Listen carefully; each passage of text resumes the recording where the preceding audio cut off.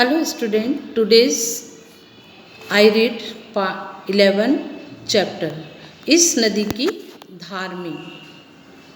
इसका केंद्रीय भाव है दुष्यंत कुमार को गज़लों के आधार पर ही लोकप्रियता प्राप्त हुई थी। उनकी गज़लों में अपने समय के अंतर्विरोध संपूर्ण तेजस्विता से स्पष्ट होते हैं। वे अपनी गज़लों में क्रांति के प्रखर स्वर को मुखरित करते हैं। साये में धूप से उद्धृत प्रस्तुत गज़ल में भी उनका यही स्वर प्रस्तुत है। इस नदी की धार में कविता के लेखक हैं दुष्यंत कुमार।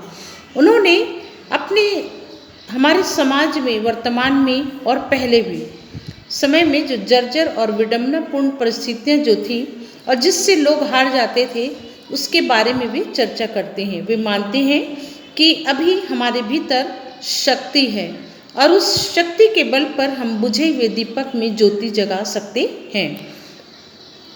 हमारी पीड़ा की खुले रूप में अभिव्यक्ति ना हो पाई हो, परंतु किसी न किसी रूप में पीड़ा मुखरित हो ही रही है। प्रस्तुत गज़ल के सभी प्रतीक मानव मन में उत्साह और आशा का संचार करते हैं। विपरीत से विपरीत परिस्थितियों के मध्य हम आशावान है। यही महत्वपूर्ण जीवन के प्रति आस्था भाव जगाने वाली यह गज़ल उत्साह, आशा और विश्वास के आवेग से परिपूर्ण है।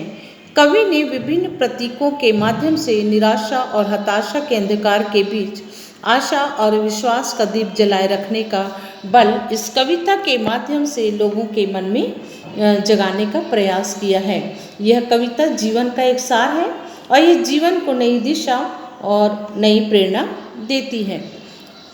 इस नदी की धार में ठंडी हवा आती तो है, नाव जर्जर ही सही लहरों से टकराती तो है। एक चिंगारी कहीं से ढूंढ लाओ दोस्तों, इस दिए में तेल से भीगी हुई बाती तो है। एक खंडर के हृदय सी, एक जंगली फूल सी, आदमी की पीर गूंगी ही सही गाती तो है। अर्थात व्यक्ति जब उदास है, उसका मन दुखी रहता है तो वो व्यक्त नहीं कर पाता, लेकिन आदमी की जो पीड़ा है, जो वो अंदर दबाए रहता है, वो किसी न किसी रूप में उसके चेहरे पर व्यक्त हो जाती है। एक चादर सांझ के सारे नगर पर डाल दी, यह अंधेरे की सड़क उस भोर तक जाती तो है। निर्वचन मैदान में लेटी हुई है जो नदी, पत्थरों से ओट में जा जाके बतियाती तो है। दुख नहीं कोई कि अब उपलब्धियों के नाम पर, और कुछ हो ना हो आकाश सी छाती तो है।